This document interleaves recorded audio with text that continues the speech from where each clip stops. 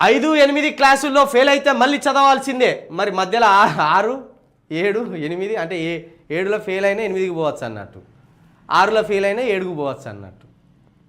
5, 8 క్లాసుల్లో ఫెయిల్ అయితే మళ్ళీ చదవాల్సిందే. రీ ఎగ్జామ్లో పాస్ అయితేనే పై తరగతులకు ప్రమోట్. నో డిటెక్షన్ పాలసీని రద్దు చేసిన కేంద్రం పరిధిలోని 3000 స్కూళ్లకు వర్తింపు. కేవీ నవోదయ సైనిక్ స్కూల్స్లో అమలు. సరే, ఇది రాష్ట్ర ప్రభుత్వంది కాదట, కేంద్ర ప్రభుత్వం చేసిందట. ఇది 5వ తరగతి ఫెయిల్ అయితే 6వ తరగతి పోవుడు లేదు. ఆ 2-3 నెలల్లో మళ్ళీ సప్లిమెంటరీ ఎగ్జామ్స్ పెడతాడు. ఆ సప్లిమెంటరీ ఎగ్జామ్స్లో పాస్ అయితేనే 6వ తరగతి, లేకపోతే పోరగాడి జీవితం వ్యర్థం. ఎవడా ఈ చట్టాలు చేసేది, ఎవడు ఇటువంటి ఆలోచన చేసేది? 5వ తరగతిలోనే పోరగాళ్ళను చదవకుండా ఆపేసి చదువుకు దూరం చేసే ప్లాన్ ఇది.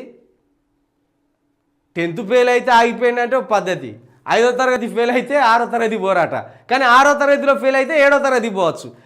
ఇది 7వ తరగతిలో ఫెయిల్ అయినా 8వ తరగతి పోవచ్చు. మళ్ళీ 8వ తరగతిలో ఫెయిల్ అయితే 9వ తరగతి పోలేరు. ఇటువంటిది తెచ్చిండు. మరి ఎట్లస్తాయో ఆలోచనలు ఇటువంటివి ఏందో. ఇప్పుడు మన రాష్ట్ర ప్రభుత్వం +2 విధానం తేవాలని చూస్తుంది. ఏది 10thలో ఫెయిల్ అయినా కూడా ఇంటర్లకు పోయేటట్టు తీసుకొస్తాను. వీళ్ళేమో వింతగా ఈ కేవీ నవోదయ కేంద్రీయ విద్యాలయం నవోదయ స్కూల్స్ సైనిక్ స్కూల్స్లో ఇగో ఈ స్ట్రక్చర్ తీసుకొస్తానులాట. మనకు 2 ఉండే, ఒకప్పుడు 7లో ఫెయిల్ అయితే 8కి పోకుంటుండే.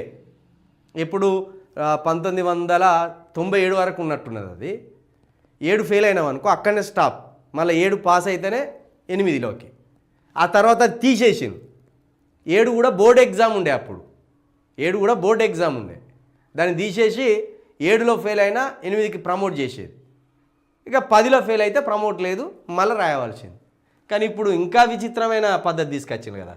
దీనివల్ల ఇంకా పిల్లలు నష్టపోయే పద్ధతి ఇది. అసలు మన చదువులే అరకొర చదువులు, అక్కర్రాని సబ్జెక్టులు అవన్నీ. ప్రపంచంతో పోటీ పడే సబ్జెక్టులు కావు మనవి.